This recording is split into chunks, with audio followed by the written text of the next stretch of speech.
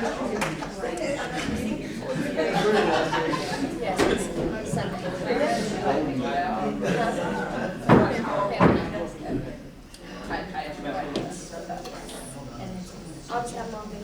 welcome everyone to this November 3rd, 2025 meeting of the CISD Board of Trustees. This is a regular board meeting of all items that will be discussed and has been duly posted. While this is a meeting in public, it's not a meeting of the public. The board's role is to set goals, approve personal and budgets, make policy, and provide oversight. We're not here to manage or solve individual problems. Management is responsibility of the superintendent. As a board, we believe that we must educate every child, provide every child the greatest opportunity to learn, maintain a safe and secure environment, mentally, physically, emotionally, and academically. These are our core values. We appreciate your interest in students at CISD. We have a quorum. Kamar will be late, and so we'll do the pledge of allegiance.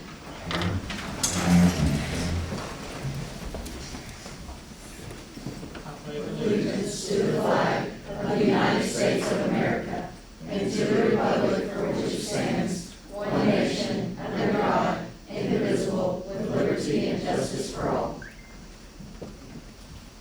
Honor Texas flag.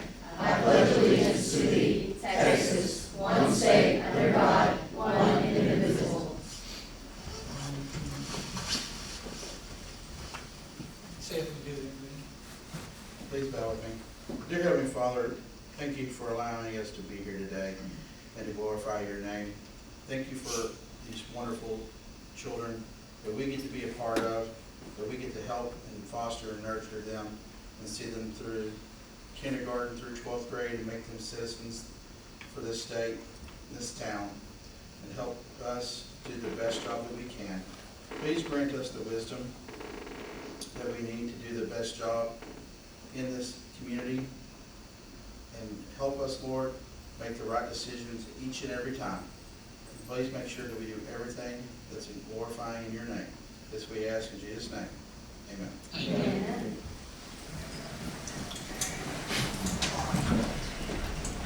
Mayor, do we have orders for guests? Thank you.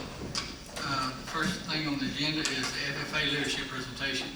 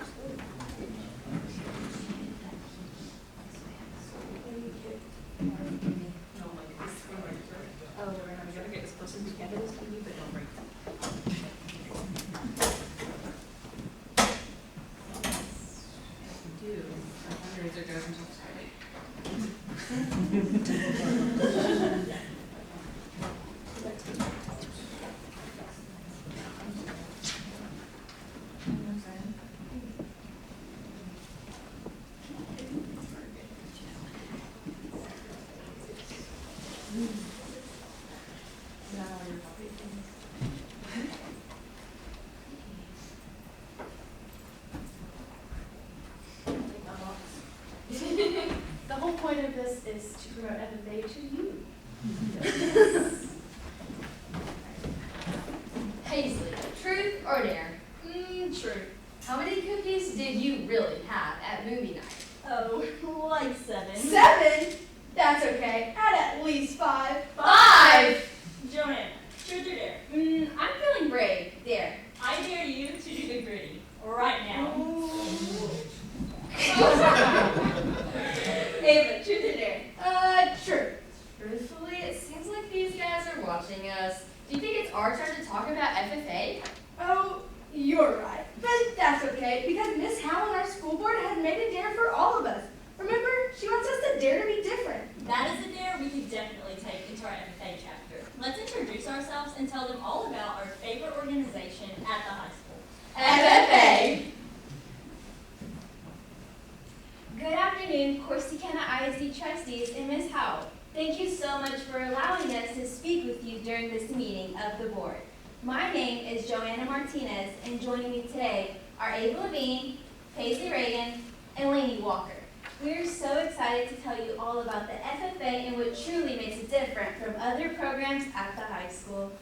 In 2024, as a district, we had a serious rebrand, and you challenged each of us as individuals to dare to be different. This program teaches us to embrace individuality and innovation, creating an environment where each person feels valued for their unique strengths. That sounds like it goes right along with the FFA mission. The FFA mission is to make a positive difference in the lives of students by developing their potential for career leadership, personal growth, and career success through agriculture education. I think we can make this pretty simple and break down the FFA motto and how it relates to the goals of our district and school as a whole. Paisley, can you tell us our motto? Absolutely. The FFA motto is learning to do, doing to learn, earning to live, living to serve. Before we get too far into this, let's talk about how FFA started and where it has gone since. In 1928, in Kansas City, Missouri, a group of young men decided that it was important to have an organization to promote the future of agriculture. Thus, the Future Farmers of America was born. Today, there is over 1 million FFA members nationwide, with over 170,000 of those members from right here in Texas. But they never expected that. In 1965, after the end of segregation, FFA merged with the New Farmers of America, or NFA. This merge welcomed African American members into our organization. Only a few years later, in 1969, my personal favorite change happened. Girls were allowed into the organization. Now, female membership makes up almost half of total membership. Thank goodness, because we all know FFA's for the chicks. Finally, in 1988, members elected to change the name of the organization from Future Farmers of America to the National FFA Organization to broaden the scope of agricultural education. Members decided that the FFA is much more than cows, plows, and sows, and it was time to change the idea that you have to live on a farm to be in the FFA. Good thing, because when I look at our FFA members, very few of them live on a farm. All right, now let's talk about learning to do. This obviously applies to our classroom experiences in FFA, but I also want to talk about science fair and public speaking. At Corsicana High School, every freshman is required to choose a program of study when they reach high school. These programs of study help students to earn business certifications and prepare for their future careers. Students at CHS have the opportunity to assist at local vet clinics, earn college welding credit, and use skills learned in a floral shop. Through our agricultural classes, we can come up with ideas for 2 of my favorite contests, science fair and public speaking. Members can participate in science fair and public speaking across the state at major stock shows and end of season with competitions at the district, area, state, and national level. We have had 7 students in the last 8 years advance to national level in science fair. National contest takes place in Indianapolis. Don't forget to mention that Sarah Beck and Molly Gomez both placed in the top 3 at nationals. The next part of our motto is doing to learn, and I think it is the perfect time to tell the board all about the contests we have at FFA that prepare us for careers in the future. LEEs, or Leadership Development Events, are designed to teach students to excel in public speaking, decision making, and communication. Just to name a few opportunities at CHS, FFA members can exhibit their broadcasting skills in radio, their shop building abilities and farm skills, or their knowledge of local issues and agriculture issues. CDEs, or career development events, take what we learn in a classroom and apply it to our future career choices. Some of the opportunities at CHS are vet med, ag mechanics, livestock judging, and entomology. That's about bugs. Bugs, the third line of the FFA motto is earning to live. FFA teaches students to earn and manage money responsibly through SAEs and scholarships. SAEs, or Supervised Agriculture Experiences, are a huge part of not only our high school FFA chapter, but our junior FFA program. SAEs teach our students time management, work skills, money management, and most importantly, responsibility. The most common project is showing where you can also own your own business, conduct experiments, have an internship, or even build a shop.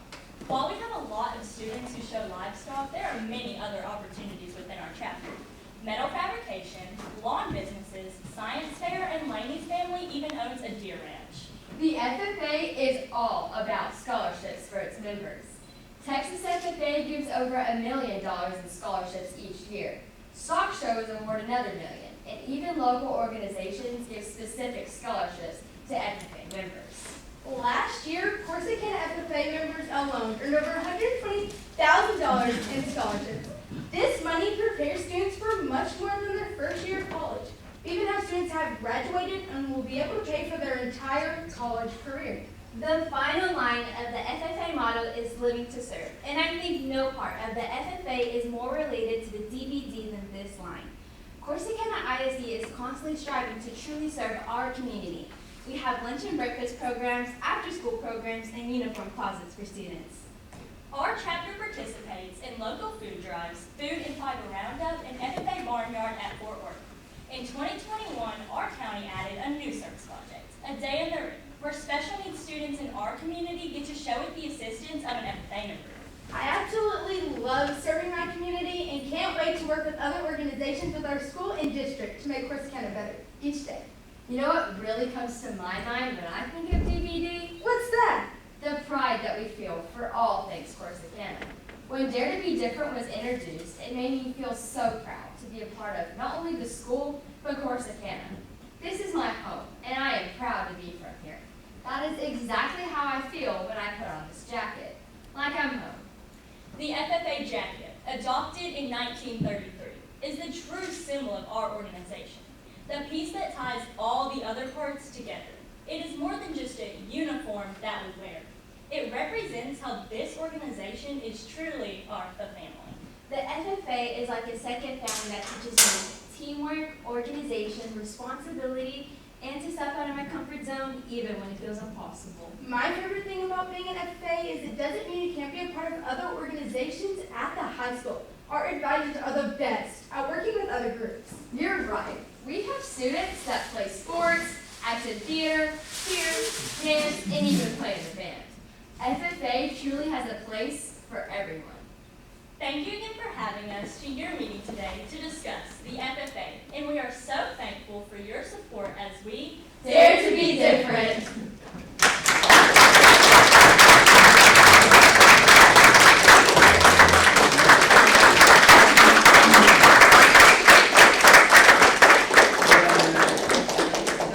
Y'all were excellent. I've needed y'all the last 4 months to go with me. Y'all feel the same way about Corsicana like I did. If anybody wants to see all of our teams, we're having family night on Sunday at the middle school, and it starts at 4:30, and we have about 40 other kids that are doing things this semester. So if you want to come check it out, we've got these guys all the way to people building a roof. So everything in between. Great.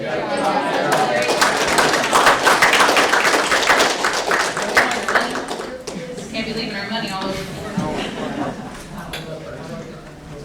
Thanks, friends. Thank you. Great job.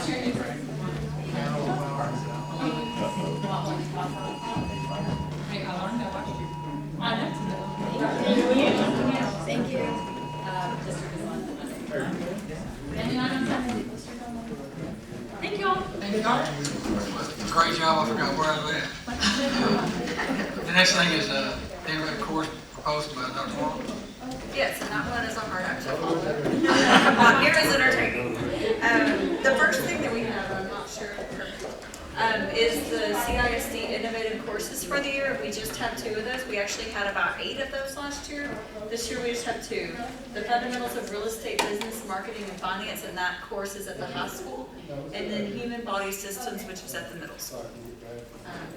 So those are our 2 innovative courses this year. Okay, gotcha.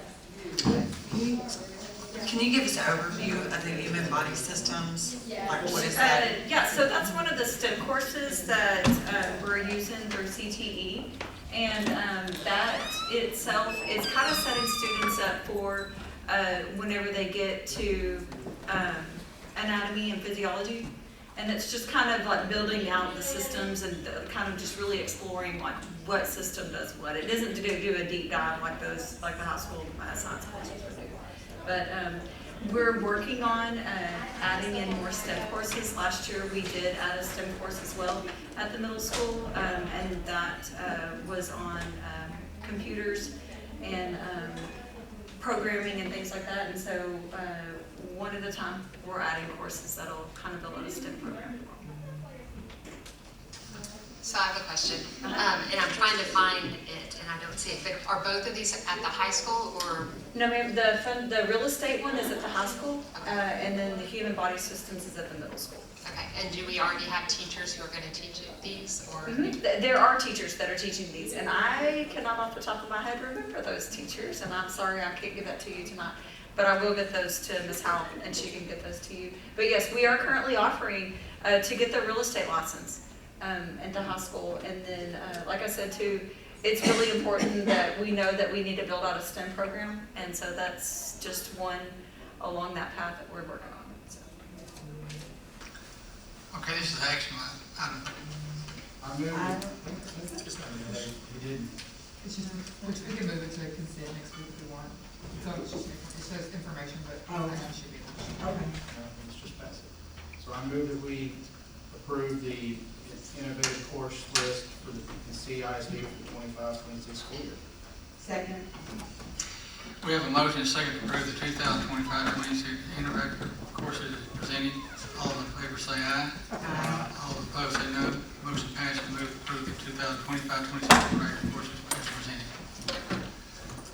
The next thing is the secondary target improvements for plan submission, 25-26.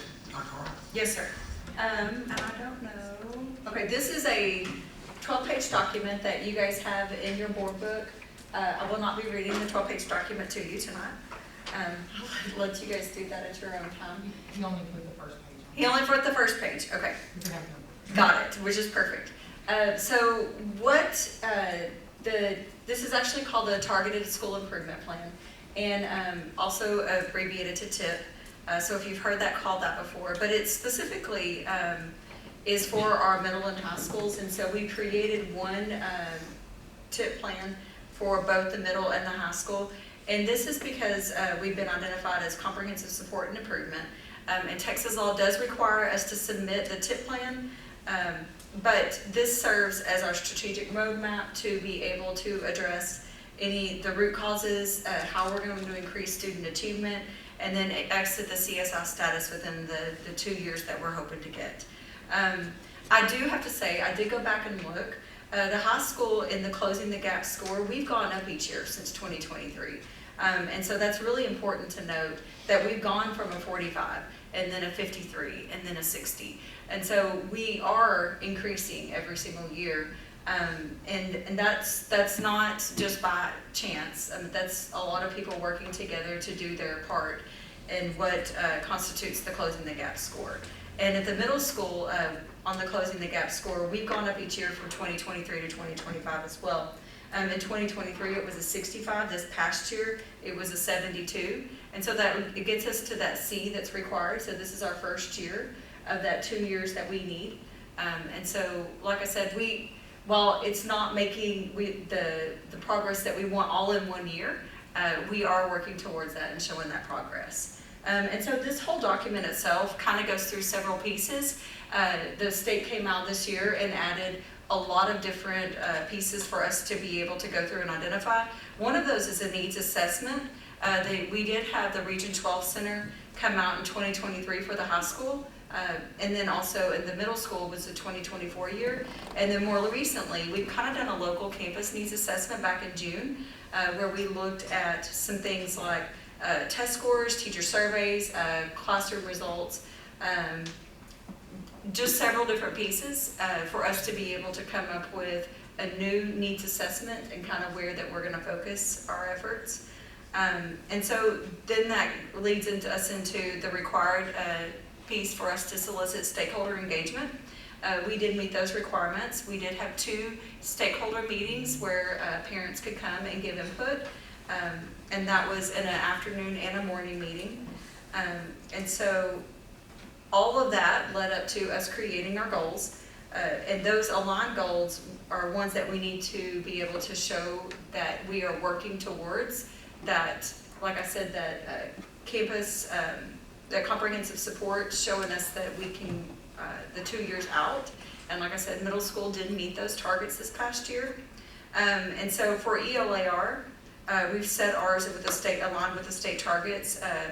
ELAR at the middle and the high school, we're setting it at 44%. We'll hit meets and above. And then math will hit 47% at the middle school and 38% at the high school. And again, that's the minimum, but that's meets and above. That's not just approaches. In other words, what we call passing approaches includes in that, but we're setting that bar a little higher. So domain 3, we have component points that have been submitted that will help us to achieve progress in the areas of, and our focuses are in the academic achievement, growth, English learner progress, and then student success, which includes our CCMR score, attendance, and then also that also includes graduation rate. So, our next piece that we focused on in our plan was the area of intensive curriculum and instruction, and that focus was on increasing instructional materials to be used at the campus and provide adequate time and support for teachers to internalize those materials and then also reflect on student performance. And so we took the time in our PLCs, which now this past year we've created PLCs not only at the middle school, which adds an additional 45-minute time every single day that the core STAR teachers have to be able to internalize lessons, but it also adds time for them to be able to focus on how are they going to target the needs of those students. And so during that time as well, we have guaranteed time to focus on our priority core areas.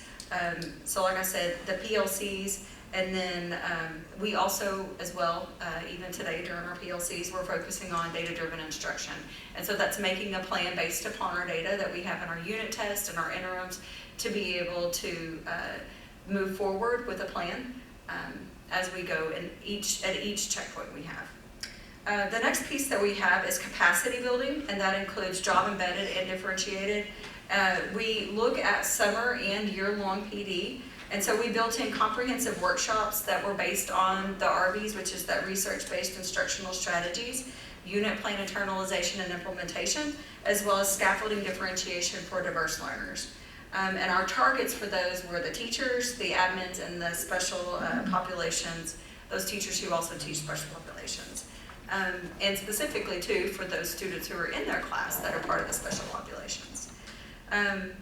We do have and identify our teachers as those that we target for support, just like we would even with students.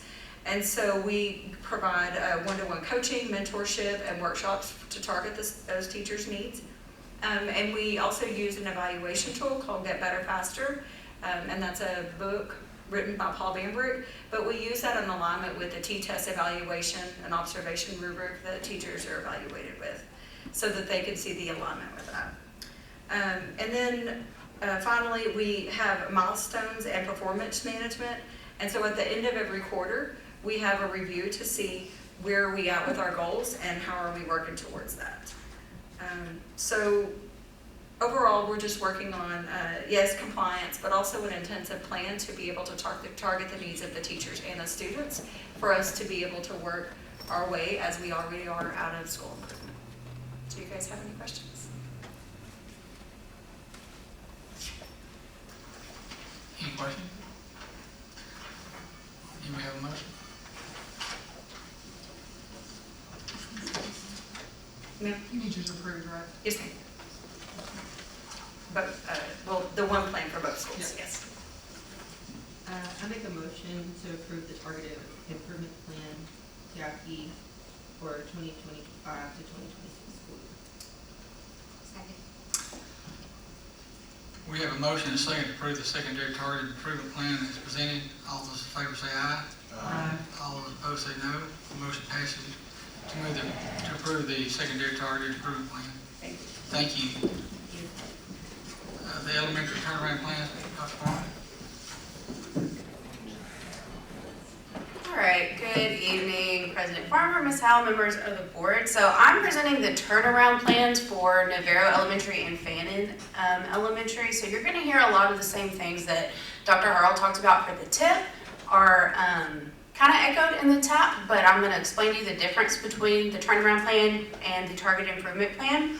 So Fannin and Navarro were identified to be turnaround plan campuses because they had 2 consecutive years of unacceptable ratings, okay? So even though Navarro went from an F to a D and they exited comprehensive school improvement, the D is still considered unacceptable in the eyes of TEA. I asked about that because we made so much progress, and then you hit us with this, but it's okay because all of the work that went into the turnaround plan is stuff that we're doing anyway, so it's fine. So basically, the turnaround plan looks just like the TIP, except for the milestones for the turnaround plan go through the end of 2028, whereas her milestones only go through the end of 2027. So that's really the main difference. But same thing. I'm not gonna echo some of the same things she did. The needs assessment, stakeholder engagement, we're just assuring that we had a needs assessment. That was our ESF diagnostic. We had public meetings on both of the campuses. They received a written notice in paper and online, and then of course we're having our board hearing now. So all of those things were met. These are 2 different plans just because I have the student outcome goals just a little bit different for each campus, so I wrote them exactly the same except for this one part. And so that's because Navarro actually scored a pretty high, they got a C in Domain 3 last year, but because they were a D in Domains 1 and 2, they maintained a D for their overall rating. So I couldn't give them the same goals as Fannin because it wouldn't put them into a growth area, and I couldn't give Fannin the same goals as Navarro because it just wasn't a realistic goal for them at the time. But both of their goals are written so that they both can get a C. If they meet their goals, Fannin would be a low C, Navarro would be a very high C at that. And that's just because of where they fell at the end of last year.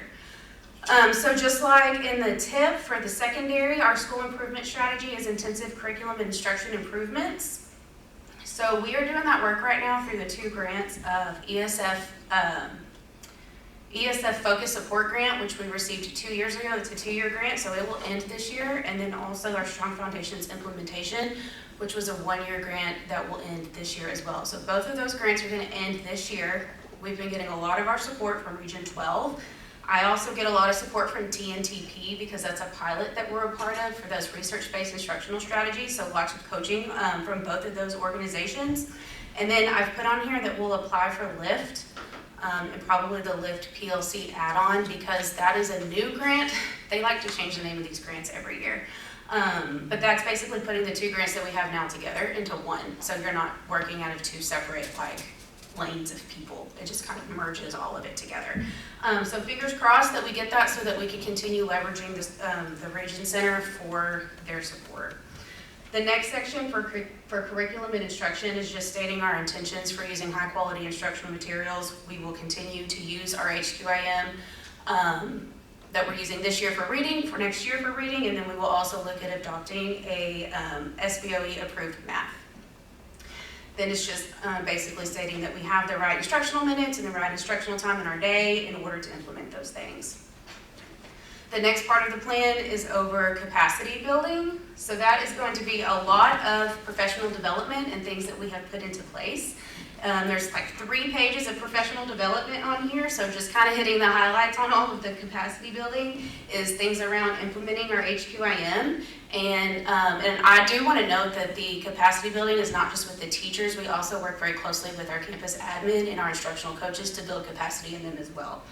So it's not just implementing the high quality instructional materials, but it's also how to lead effectively with those high quality instructional materials. All teachers engage in weekly professional learning communities. Everybody, admin, instructional coaches, teachers are involved in data-driven instruction. We have a big training on that coming up in December. Everybody's getting school accountability, even if I'm a teacher, so that I know how my role in the classroom and how what my students are doing is going to impact the school. Moving into deeper internalization of Bluebonnet, so we're not just going through the curriculum, but we're actually getting a deeper understanding of the why. T-test calibrations, and then observation and feedback. So Dr. Harrell talked about Get Better Faster. We're using that model with our teachers as well, especially for providing support to our newer teachers and our less effective teachers. But what I love that we're doing that's different is our administrators are also getting OBS feedback as well. So they're watching teachers and giving feedback, And then they're also being coached on the feedback that they're giving. And then I'm getting coached on the feedback that I'm giving to them. So it's just this never-ending cycle of feedback. And it's been really super cool to kind of see it all work this year. I don't know, I get kind of nerdy about it because it's fun. Anyway, so then the milestones, so many pages of milestones. They're broken down quarterly from now until August 2028. And so basically, in a nutshell, the milestones are written so that we can sustain the work that we're doing now. So we've been working the last year and a half on building these systems, building capacity, and we don't want those things to go away just because the supports go away. So what is that going to look like from a district level to ensure that all of that stuff is maintained with or without a grant? If we get a grant, yes, thank you. If we don't, we have to continue that work and continue improving. So that is basically the milestones. Everything that is stated from the milestones through October 31st has been completed. And then the last part is just how we're going to manage the work that's done on the plan. I know that was a lot. Are there any questions about the turnaround plan? Okay, I have a question. Yes. First, I just want to say tip and tap, because that's fun. Tip and tap. I know, We live in I a know. tip tap world. Yep. All right, so with that, I don't know if you said it or if I missed Okay. it. What is the difference? Like, why did we do tip on Yes. the middle school and then tap on elementary school? Okay, so the TIP is for newly identified school improvement campuses, and the turnaround plan, the TAP, is for campuses that have 2 consecutive years of what TEA calls an unacceptable rating. So anything below a C, essentially. And they have been identified with school improvement in the past. Thank you. Mhm. Any more questions? Do I have a motion? I make the motion to approve the TEA required turnaround plan for Navarro and Fannin Elementaries. Second. We have a motion and a second to approve the elementary turnaround plans as presented. All those in favor say aye. Aye. All opposed say no. The motion passes. Approve the elementary turnaround plans as presented. Thank you. Consent agenda. Motion. I make a motion that we approve the consent agenda as is. We have a motion and a second to approve the consent agenda. All those in favor say aye. Aye. All say no. Motion passes. Consent agenda is approved. We will now adjourn to closed session as permitted by Texas Government Code Section 55101. Thanks, everyone.